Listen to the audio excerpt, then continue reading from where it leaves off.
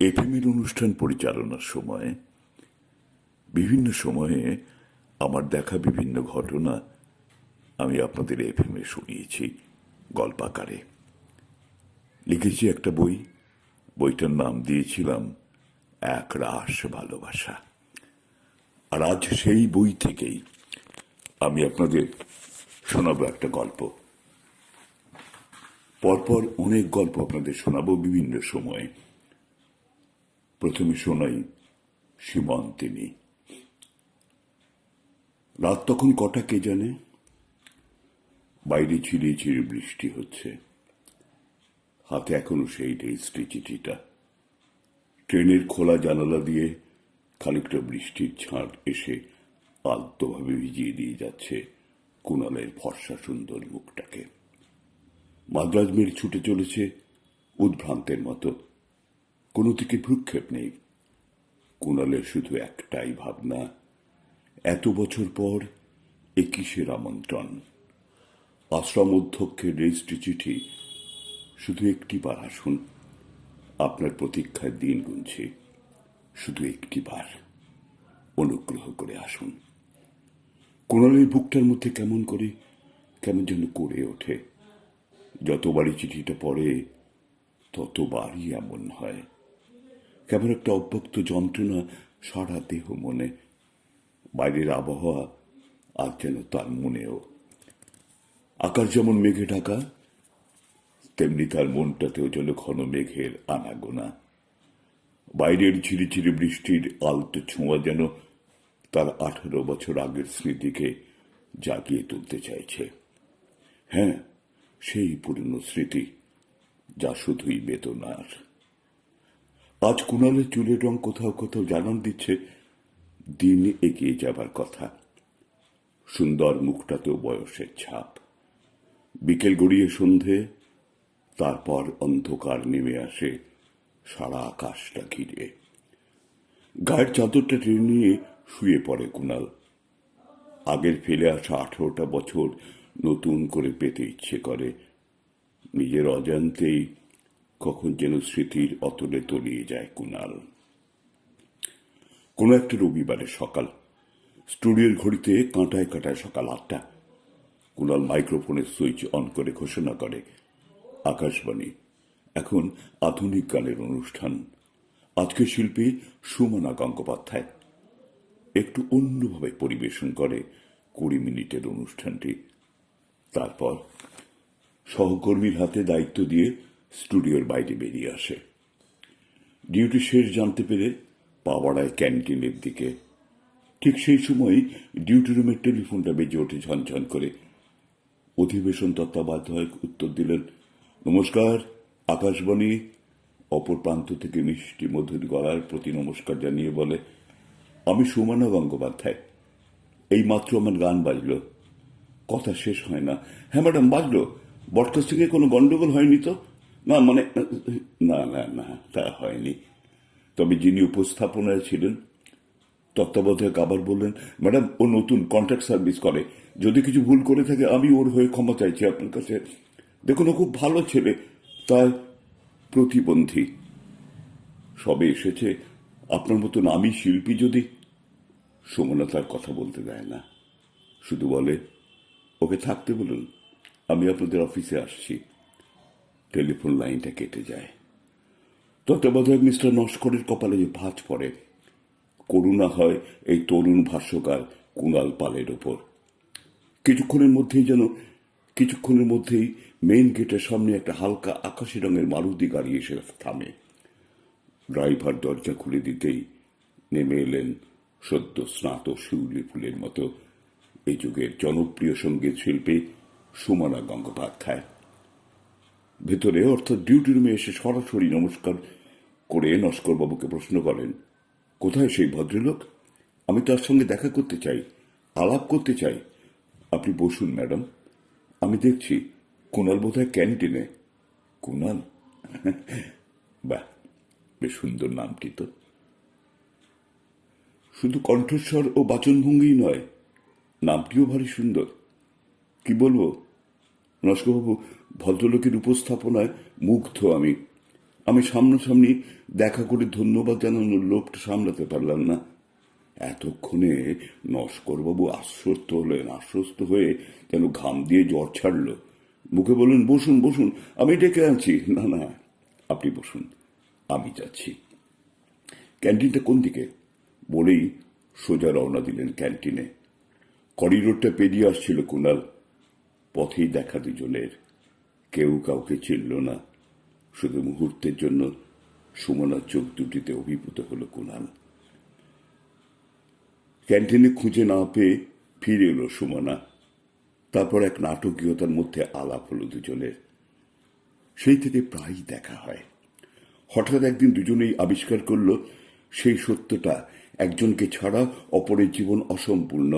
সুমনা আর কুণাল, কুণাল আর সুমনা। ওদের জীবন এখন শুধুই আনন্দ আর আনন্দ, মুঠো মুঠো স্বপ্ন দুজনের চোখে। এই স্বপ্নমাখা দিনগুলি শুধুই এগিয়ে চলল।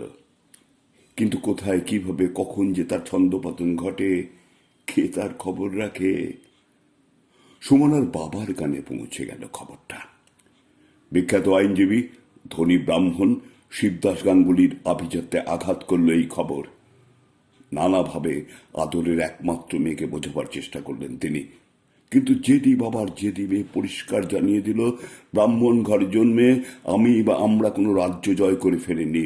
ব্রাহ্মণ নয় বলে বিধবা মায়ের একমাত্র সন্তান কুণাল পাল অপরাধী নয়।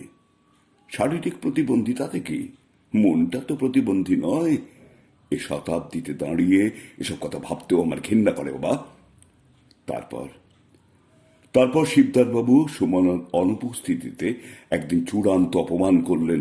প্রতিবন্ধকতার কথা, এমনকি জাতপথের প্রসঙ্গ তুলতেও বাকি রাখলেন না তিনি। শেষের কথাগুলো শুনে চিৎকার করে উঠেছিল কুণাল, বেরিয়ে যান আমার সামনে থেকে। আপনার লজ্জা করলো না উচ্চারণ করতে, কত টাকা পেলে আপনার মেয়েকে আমি মুক্তি দেবো? ছি ছি ছি। সেদিন বাড়ি ফিরে মেয়ের সুখের কথা চিন্তা করে পরিষ্কার সুমনাকে জানিয়েছিলেন, এ বিয়ে হলে তাকে তার বাবার মরা মুখ দেখতে হবে। কি করবে সুমনা? তার ভালোবাসাকে সে কি করে হত্যা করবে? সুমনার সামনে আসতেই কৃত্রিমতার আশ্রয় নিয়ে সে ফিরিয়ে দিল সুমনাকে। কুণাল ফিরিয়ে দিল। তারপরের ঘটনা খুবই সংক্ষিপ্ত। একদিন কাক ভরে একটা হলুদ ট্যাক্সি এসে থামল আকাশবাণী ভবনের মেন গেটের সামনে। পরনে লাল পেড়ে শাড়ি, হাতে ছোট্ট সুটকেস, চোখে মুখে ক্লান্তি ছাপ। কুণালের সামনে আসতেই ওর বুকটার মধ্যে কেমন যেন খাঁ খাঁ করে উঠল। এ কি, এত ভোরে কোথায় চললে তুমি? উত্তর না দিয়ে শুধু ধরা গলায় বলল, তোমাকে একটা প্রণাম করতে এলাম। তুমি সুখী হয়েও, ভালো থেকো, আমাকে খুঁজো না। আর অপেক্ষা না করে এগিয়ে যায় ট্যাক্সির দিকে। কুণাল খোঁড়াতে খোঁড়াতে ছুটে আসে, গেটের কাছে ছুটে এসে, সুমনা, সুমনা শোনো সুমনা। ট্যাক্সি তীব্র গতিতে এগিয়ে চলে উত্তর দিকে।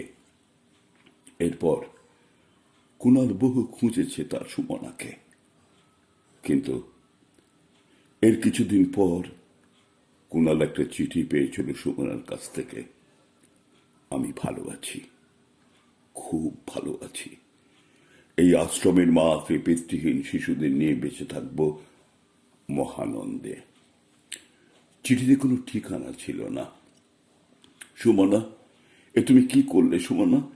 কেন সেদিন পালিয়ে গেলে? কেন কেন? ও মশাই, উঠুন উঠুন। আমি কি ঘুমিয়ে পড়েছিলাম? সহজাতি ভদ্রলোক কৌতুক করে বলে, না, স্বপ্ন দেখছিলেন। এখন নামুন, ট্রেন স্টেশনে পৌঁছে গেছে।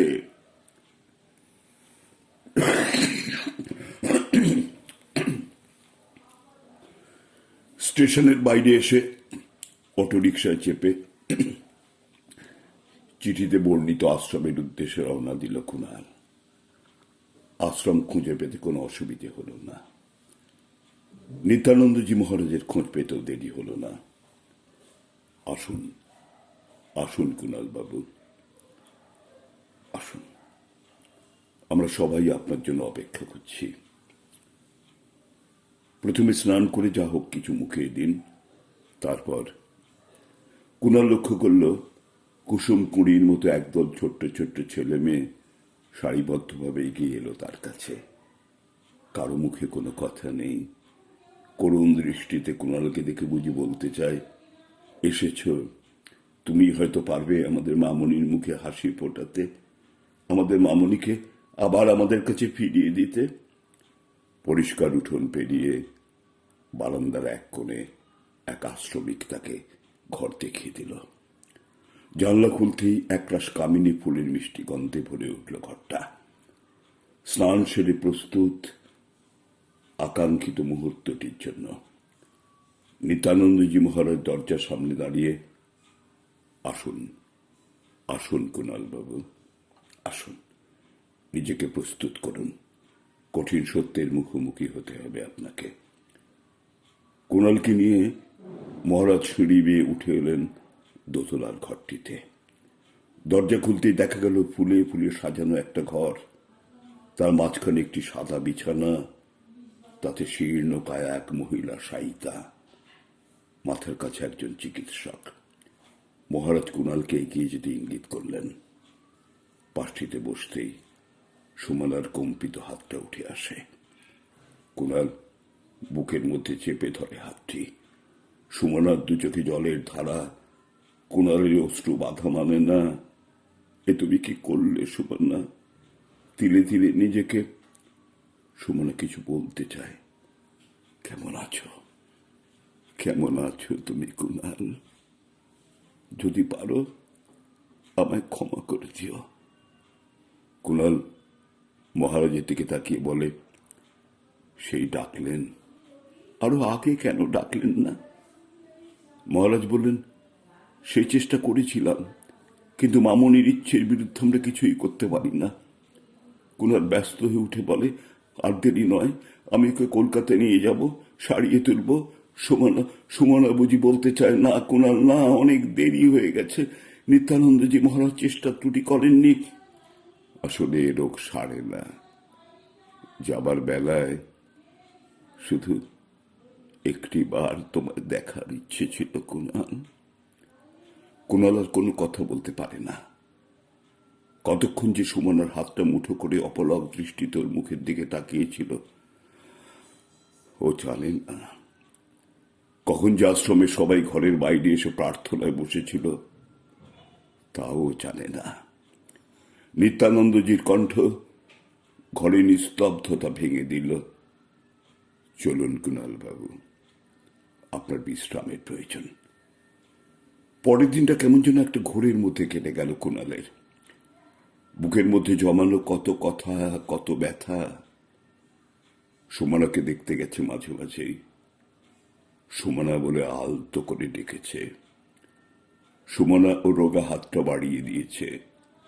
ওই হাত ধরে কুণাল বলেছে, তুমি তুমি খুব তাড়াতাড়ি ভালো হয়ে উঠবে সুমনা।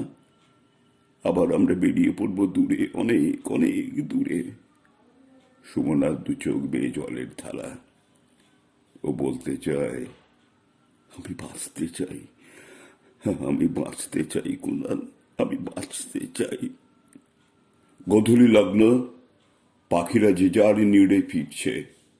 মন্দিরে সন্ধ্যা আরতির প্রস্তুতি। সুমনার হাতটা কুণালের হাত থেকে ঢলে পড়ল। ও কেমন যেন ঠান্ডা হয়ে যাচ্ছে। তাহলে কি? হ্যাঁ হ্যাঁ, ঠিক তাই। শেষ বিকেলের সিঁদুর রং যেন শিবন্তিনী করে দিয়ে গেল সুবর্ণাকে। কুণাল কোনো কথা বলে না, বলতে পারে না।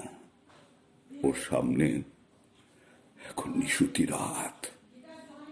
ও একা, বড্ড একা।